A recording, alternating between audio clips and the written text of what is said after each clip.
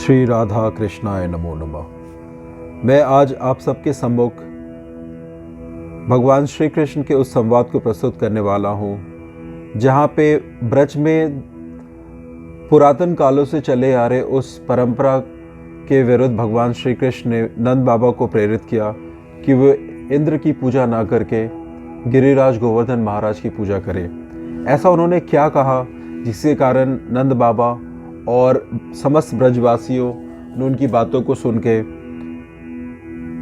गिरिराज गोवर्धन महाराज की पूजा शुरू की। तो आइए संवाद को मैं आपको सुनाता हूं। भगवान श्री कृष्ण ने कहा, तात, आज मैंने आपके मुख से बड़ी विचित्र और अद्भुत बात सुनी है। इसका कहीं भी निरूपण नहीं किया गया है कि इंद्र से वृष्टि होती है। आज आपके मुख से अपूर्व नीति वचन सुनने को मिला है। सूर्य से जल उत्पन्न होता है और जल से शस्य एवं वृक्ष उत्पन्न होते और बढ़ते हैं। उनसे अन्न और फल पैदा होते हैं तथा उन अन्नों से फलों से जीवधारी जीवन निर्वाह करते हैं। सूर्य अपनी किरणों द्वारा जो धरती का जल सोख लेते हैं, वर्षा काल में उसी जल का उनसे प्रादुर्भाव होता है। सूर्य और मेघ आदि सबका विधाता द्वारा निरूपण होता है। जिस वर्ष में जो मेघ गज और समुद्र माने गए हैं, जो शासनाधिपति राजा और मंत्री निश्चित किए गए हैं, उन सब का विधाता द्वारा ही निरूपण हुआ है। प्रत्येक वर्ष में जल, शस्य तथा तृणों की आढ़क संख्या निश्चित की जाती है। उस निश्चय के अनुसार वर्ष वर्ष में, युग युग में और कल्प कल्प में वे सारी बातें घटित होती हैं। ईश्वर की इच्छा से ही जल आदि का आविर्भाव होता है, उसमें कोई बाधा नहीं पड़ती। तात, भूत, वर्तमान और भविष्य तथा महान, शुद्र और मध्यम जिस कर्म का विधाता ने निरूपण किया है, उसको कौन निवारण कर सकता है। ईश्वर की आज्ञा से ब्रह्मा जी ने संपूर्ण चराचर जगत का निर्माण किया है। पहले भोजन की व्यवस्था होती है, उसके बाद जीव प्रकट होता है। बारंबार ऐसा होने से ही इस नियत व्यवस्था को स्वभाव कहते हैं। स्वभाव से कर्म होता है और कर्म के अनुसार जीवधारियों को सुख दुख का भोग प्राप्त होता है। यातना, जन्म, मरण, रोग, शोक, भय, विपत्ति, विद्या, कविता, यश, अपयश, पुण्य, स्वर्गवास, पाप, नरकवास, भोग, मोक्ष और श्री हरि का दास, ये सब मनुष्य को कर्म के अनुसार ही उपलब्ध होते हैं। ईश्वर सबके जनक है। शील और कर्मों का अभ्यास विधाता के लिए भी फलदाता होता है। सब कुछ ईश्वर की इच्छा से ही संभव होता है। विराट पुरुष से प्रकृति, पंचतत्व, जगत, कूर्म, शेष, धरणी तथा ब्रह्मा से लेकर कीट पर्यंत संपूर्ण चराचर पदार्थों का निर्माण हुआ है, जिनकी आज्ञा से वायु कूर्म शेष को, शेष अपने मस्तक पर वसुधा को और वसुधा संपूर्ण चराचर जगत को धारण करती है, जिनके आदेश से जगत का प्राण स्वरूप समीर सदा तीनों लोकों में बहते रहते हैं। उत्तम प्रभा के धाम सूर्य समस्त भूगोल का भ्रमण करते हुए तपा करते हैं। अग्नि जलाती है, मृत्यु समस्त जंतुओं में संचारित होती है और वृक्ष समय अनुसार फूल एवं फल धारण करते हैं।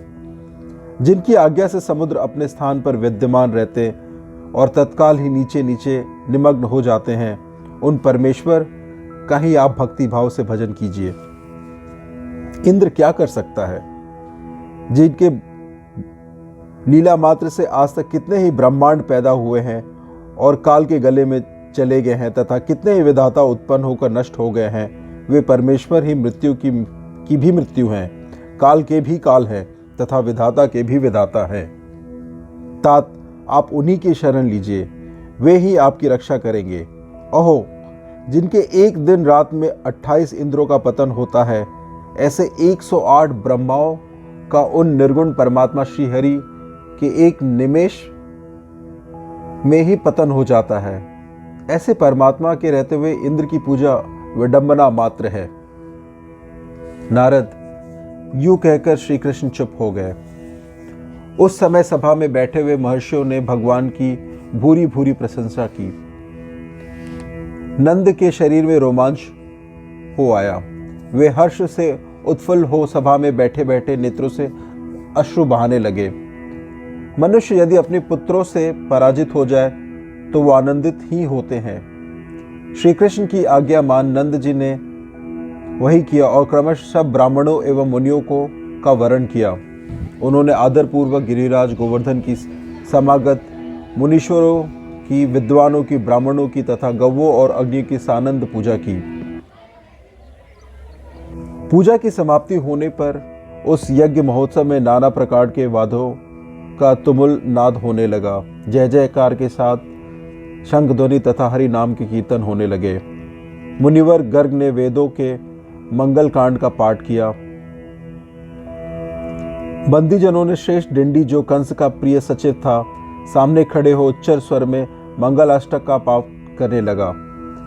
श्री कृष्ण गिरिराज के निकट जा दूसरी मूर्ति धारण करके बोले, मैं साक्षात गोवर्धन पर्वत हूं और तुम लोगों की दी हुई भोज्य वस्तु खा रहा हूं। तुम मुझसे वर मांगो।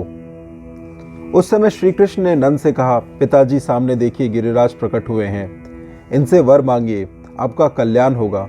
तब गोपराज ने हरिदास और हरि भक्ति का वर मांगा। परोसी हुई सामग्री खाकर और वर देकर गिरिराज अदृश्य हो गए। इस प्रकार से भगवान का यह संवाद यहीं समाप्त होता है, जहां उन्होंने नीतिपूर्ण विचारों के साथ नंद जी को बताया कि इंद्र की पूजा क्यों नहीं करनी चाहिए। इसके बाद की कथा हम सब जानते हैं, जहां इंद्र क्रोधित होकर ब्रज मंडल पे आक्रमण कर देता है और अतिवृष्टि होती है, जिसमें बाद में फिर भगवान गोवर्धन को अपनी कनिष्ठ उंगलियों पे धारण करते हैं। सुनने के लिए बहुत बहुत धन्यवाद। श्री राधा कृष्णाय नमो नमः।